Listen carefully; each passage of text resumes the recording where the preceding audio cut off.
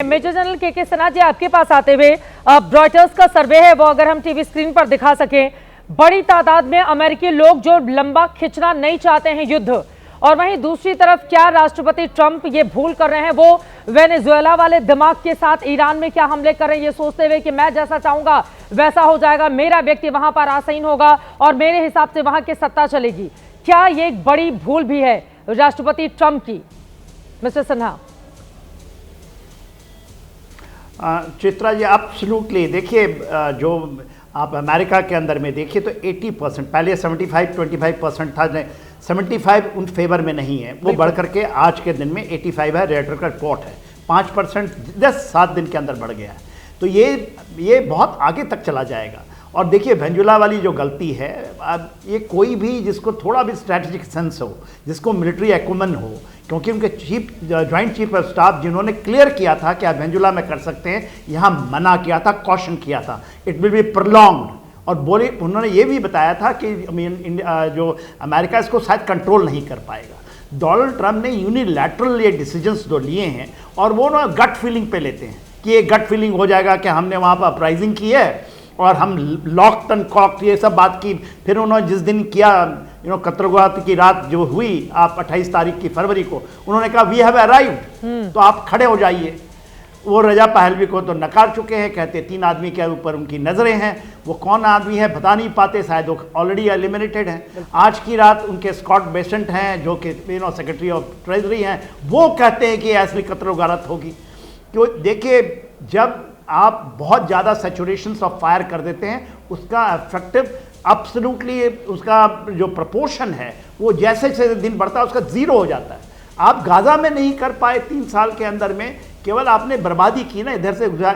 ये आप यदि गाज़ा समझते हैं ईरान को, ईरान गाज़ा नहीं है। बिल्कुल। जो बड़ी बात आपने बताई, इसमें एंट्री ऑलरेडी हो चुकी है चाइना और रशिया की। रशिया ने उनको इंटेलिजेंस देना शुरू कर दिया है।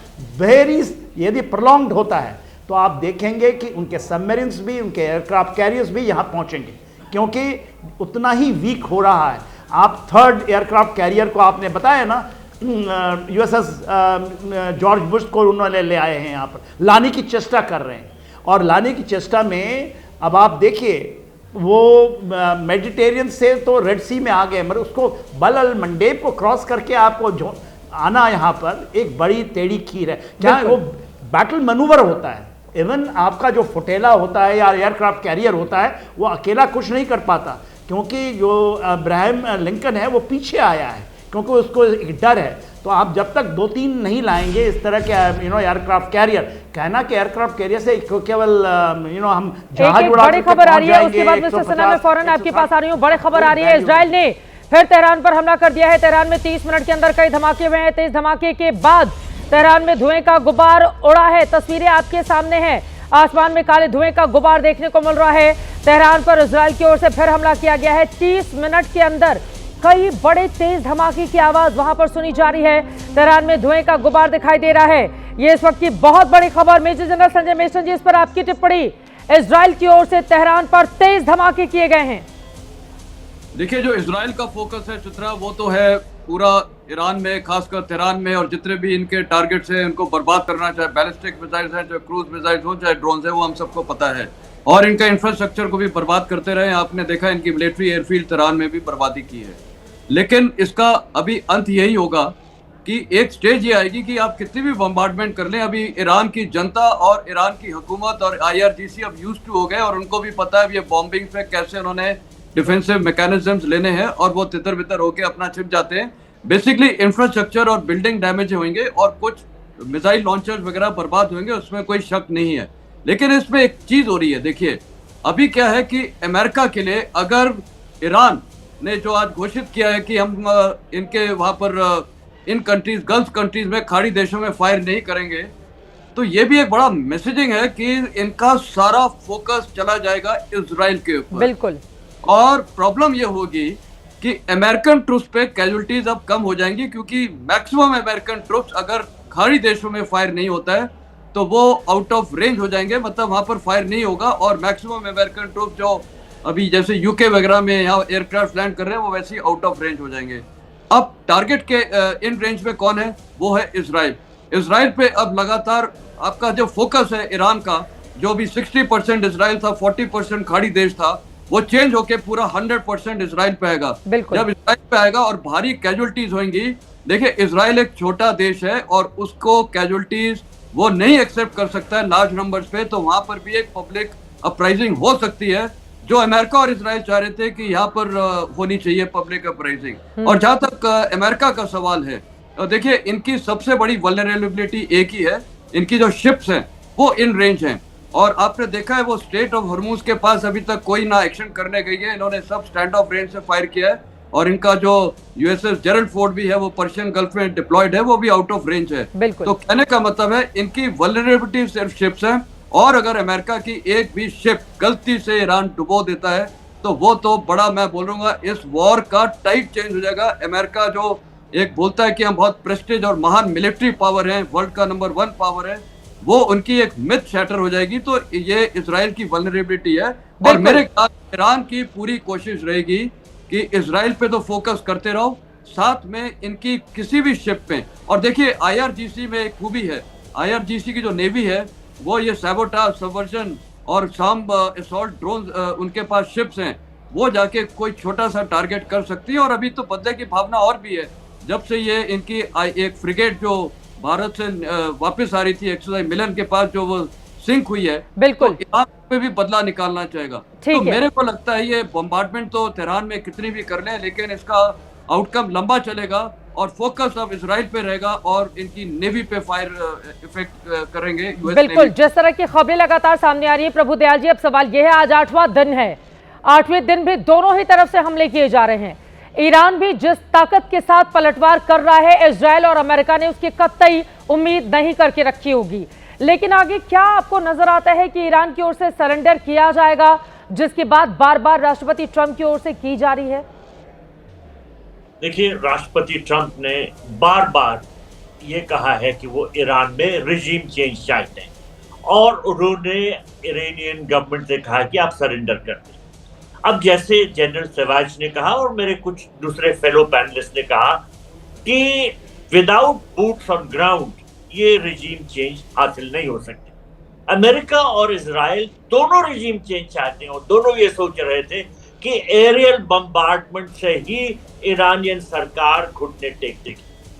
अब लेटेस्ट रिपोर्ट्स ये हैं कि मीडिया इंटरव्यूज में डोनाल्ड ट्रंप ने यह कहा है, I don't rule out sending troops on ground. New York post के इंटरव्यू में उन्होंने ये कहा। दूसरी बड़ी खबर जो अमेरिका से आ रही है वो ये है कि कुछ मिलिट्री एक्सरसाइजेस जो शेड्यूल्ड थी वो कैंसिल हो गई। क्यों कैंसिल हो गई हैं? तो इससे अटकलें लगाई जा रही हैं कि शायद बूट्स ऑन ग्राउंड की तैयारी हो रही। तो ट्रंप क्या कर देंगे, क्या नहीं करेंगे, क्या कहेंगे और फिर नहीं करेंगे, ये बहुत मुश्किल है। He is very unpredictable. देखिए, एक बहुत बड़ी खबर और है, Donald Trump Epstein files case में और फंसते जा रहे हैं। एक एप्स्टीन फाइल्स की जो केस की विक्टिम है, उसने ये साफ साफ कहा है कि डोनाल्ड ट्रंप ने उसको असॉल्ट किया। अब डोनाल्ड ट्रंप जो है हमेशा ये कोशिश करते हैं कि उन पे जिस तरह की निशानेबाजी हो वो डिफ्लेक्ट करे, और उसको डिफ्लेक्ट करने के लिए वो कुछ भी कर सकते हैं। अगर वो ये सोचेंगे कि ईरान से लड़ाई और बढ़े तो अटेंशन अमेरिकन पब्लिक की डाइवर्ट होगी, तो वो ऐसा करेंगे। He is a very selfish man. अपने ऊपर जो निशाने चल रहे हैं उससे डिफ्लेक्ट करने के लिए वो कुछ भी कर सकते हैं, चाहे उनके देश को नुकसान हो। तो ये कहना कि क्या होगा नहीं होगा बहुत मुश्किल है। पूरी स्थिति बहुत गंभीर है और अनप्रेडिक्टेबल। बिल्कुल। क्या आप सहमत हैं अश्विनी सिवाजी उनकी बातों से कि राष्ट्रपति ट्रंप खुद से ध्यान भटकाने के लिए ये सब कर रहे हैं और तब तक करते रहेंगे जब तक उनको कामयाबी नहीं मिल जाती? ये उल्टा भी तो पड़ सकता है उनके लिए। हाँ चित्रा, बिल्कुल, देखो बिल्कुल पड़ सकता है उल्टा। और कहीं ना कहीं ये जैसे बात हो रही थी, अगर उनकी कोई शिप डूब जाती है, चाहे वो पेरीफेरी में जो फ्रिगेट्स वगैरह भी हैं, एयरक्राफ्ट कैरियर ना भी हो, तो बहुत बड़ा धक्का लगेगा जो प्रेस्टेज है अमेरिका की। और ये सच्चाई है कि अगर आप ये लड़ाई देखें जो 8 दिन की चली है, कोई अपर हैंड नहीं है अमेरिका और इजराइल का, जबकि उन्होंने कितने बम्बार्डमेंट कर दिए है इजराइल ने और अमेरिका दोनों ने मिलकर ईरान में। और मुझे लगता है अभी भी ईरान में जो सत्ता चेंज करने की बात हो रही है वो नहीं होगी। रिजीम कोलैप्स हो सकती है, रिजीम चेंज नहीं होगी। और रिजीम चेंज तभी होगी जब बूट्स ऑन ग्राउंड होंगे। और वो बूट्स ऑन ग्राउंड कहाँ की बात करें, वो बात करें कर्ड्स की। वो कह रहे हैं कि नॉर्थ वेस्ट में जो कुर्दिस्तान कर्ड्स हैं जो कि ईरान और इराक बॉर्डर में, वो एक प्रकार से इस लड़ाई में शामिल हो जाएंगे। मगर अभी तक तो वहाँ कोई इशारा नहीं आया, वो तो नहीं चाहते इस लड़ाई के अंदर उलझना। तो ये सच्चाई है कि जो एंड प्लान है वो नहीं अभी तक इनको बना पाए हैं। और यही डर है कि आपका एम क्या है, what is your political and military aim. और डोनाल्ड ट्रंप फ्लिप फ्लॉप करते रहते हैं, जो सुबह बोलते हैं वो शाम को चेंज करते हैं। तो ये अब कहीं ना कहीं रिजीम चेंज की बात नहीं करते, कभी फिर बात करते मिसाइल की, कभी न्यूक्लियर वेपन की। मुझे लगता है वो बहुत कंफ्यूज है और पूरा का पूरा ऐसा लगता है कि ईरान को उन्होंने हल्के में लिया। वो कह रहे हैं ना कि अमेरिका रुकने का नाम नहीं लेगा और ईरान झुकने का नाम नहीं लेगा। और अभी अमेरिका ऐसा लगता है एक दलदल में फंस गया है, इससे निकलना बहुत मुश्किल है। बिल्कुल, दलदल से कैसे निकलेंगे। एक बड़ी खबर आ रही है, सीधे उसका रुख कर लेती हूँ। भारत में तेल की कीमतों पर बड़ी खबर है। सरकार के सूत्रों ने बड़ा दावा किया है, नहीं बढ़ेंगी कीमतें। एक अच्छी खबर इसको आप कह सकते हैं। देश में एनर्जी स्टॉक की स्थिति सुधर रही है। हॉर्मुज के अलावा दूसरे चैनल से भी आयात बढ़ा है। सरकार के सूत्रों ने यह बड़ी जानकारी दी है। देश के लिहाज से एक राहत भरी खबर आप इसे कह सकते हैं।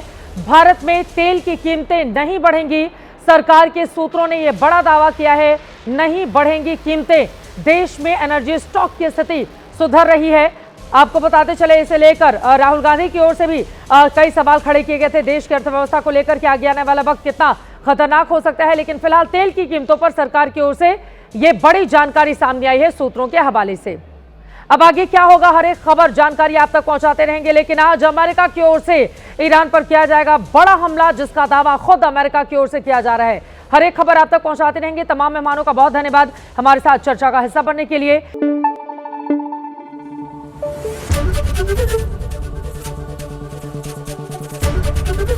एबीपी न्यूज आपको रखे आगे।